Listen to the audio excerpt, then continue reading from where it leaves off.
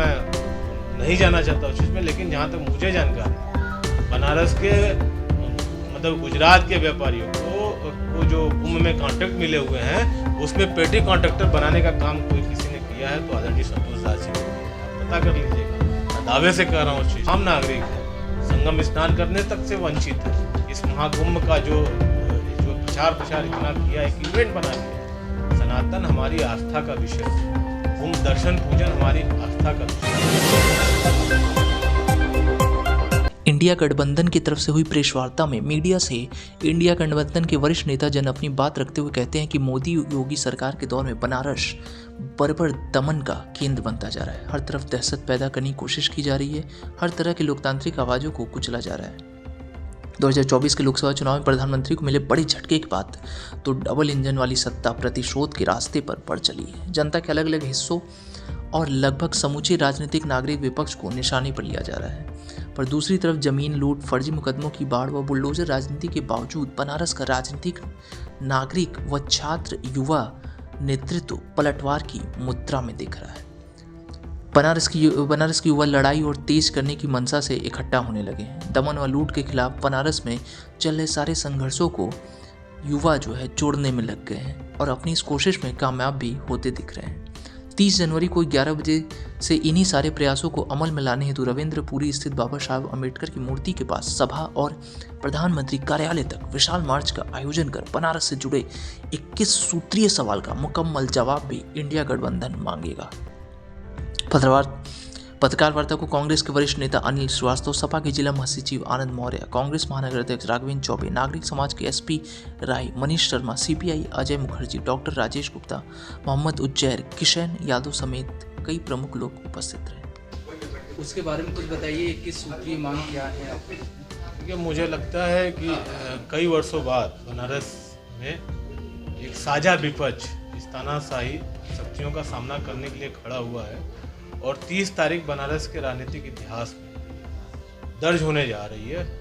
जैसा अभी हमारे बड़े भाई अनिल श्रीवास्तव जी ने बताया, आपके मार्गदर्शन में हमारे उत्तर प्रदेश कांग्रेस कमेटी के समाज प्रदेश अध्यक्ष, समाजवादी पार्टी के साथी, communist, CPI, SY, youth Congress, तमाम हमारे फ्रंटर संगठन, सभी विपक्ष, महिलाएं, सभी लोग उस दिन जो बनारस में हम लोगों ने अभी 21 सूत्री जो मांगें तैयार की हैं, जिसमें हमारे छात्रों का और छात्राओं का उत्पीड़न, BHUIT की छात्रा को न्याय, लचल पैरवी के कारण न्याय न मिलना, दलित बस्तियों को उजाड़ा गया, काशी द्वार के नाम पे किसानों का उत्पीड़न, ट्रांसपोर्ट नगर के नाम पे आज तक किसानों को कोई बिना मुआवजा दिए, जो मतलब पूरी तरह से जो सरकार अत्याचार और अन्याय करने को उतारू है। हम बनारस के काशी के लोगों का, यहाँ के नागरिक समाज के लोगों का, सभी विपक्ष के दलों का सहयोग लेकर के और हमने खुले मन से सभी विपक्षी दलों को आमंत्रित किया।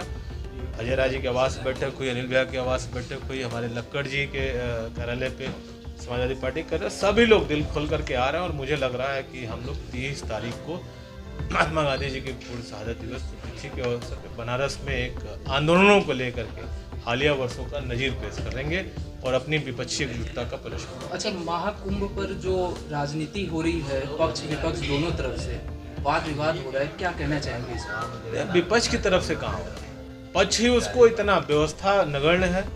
जनता के पैसे का लूट मचा करके आप वहाँ के सोशल मीडिया के माध्यम से देख रहे हैं, SDM जो और इतना VIP कल्चर वहाँ पे ला दिए हैं, जो हमारा जो आम नागरिक है संगम स्नान करने तक से वंचित है। इस महाकुंभ का जो प्रचार इतना किया है कि इवेंट बना दिया है। सनातन हमारी आस्था का विषय है, कुंभ दर्शन पूजन हमारी आस्था का विषय है, लेकिन वर्तमान सरकार इन सब चीज़ों में विश्वनाथ कॉरिडोर, अयोध्या राम मंदिर के और कुंभ, इसके पीछे जो अपनी विफलता को छिपाने का जो संगठित प्रयास करती है, उसके खिलाफ हम इनको उजागर करने के लिए हम उतर रहे हैं 30 तारीख को। और पूरी तरह से केवल सनातन और धर्म को इन्होंने सिर्फ सीधे अपने इवेंट का साधन बना दिया है और अपनी विफलताओं को उसके आवरण में छिपाने का काम। अच्छा, अखिलेश यादव गंगा स्नान किए हैं और उसके बाद वहाँ की व्यवस्थाओं पर जो है उन्होंने सवाल खड़ा किया, जिस पर महामंडलेश्वर संतोष दास बोले हैं कि इन लोगों का जो ऑपरेटर है वो पाकिस्तान का है। इस पर क्या कहना चाहेंगे? अब संतोष दास जी इस बनारस से जुड़े हुए हैं, क्षेत्र उनको अपने क्षेत्रों के लेकर के विषय बोलना चाहिए। अखिलेश जी ने जाकर के, और अखिलेश जी पहली बार नहीं गए, इसके पहले भी जब कुंभ का था 2019 में, हमारी नेता प्रियंका गांधी जी गई स्नान किया, अखिलेश जी उस बार भी गए थे, इस बार भी गए, और जो व्यवस्थाओं उन्होंने देखी और दुर्व्यवस्थाओं को देखा उसको उन्होंने उसके बीच में कहा और कहीं गलत नहीं कहा। तो मेरा मानना यही तो सबसे जो संतोष क्या है, मैं नहीं जाना चाहता उस चीज़ में, लेकिन जहाँ तक मुझे जानकारी है, बनारस के मतलब गुजरात के व्यापारियों को जो कुंभ में कॉन्ट्रैक्ट मिले हुए हैं,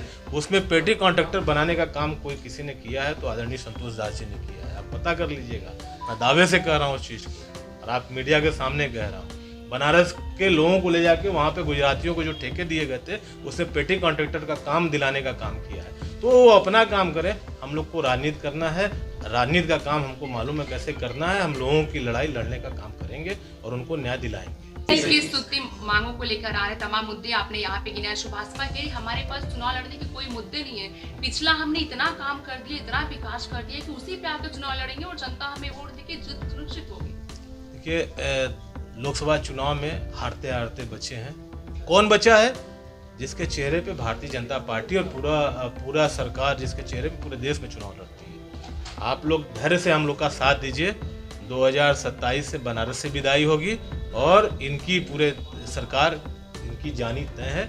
लोग अपने मुद्दों पे आ रहे हैं, अपने लोगों को रोजगार चाहिए, शिक्षा चाहिए, महंगाई कम चाहिए, भ्रष्टाचार कम चाहिए, और हम लोग सभी से विपक्ष का साझा प्रयास है कि इनके इवेंट में ना फंस करके हम मुद्दों पे जनता को ला करके हम विपक्ष की सरकार बनाएंगे।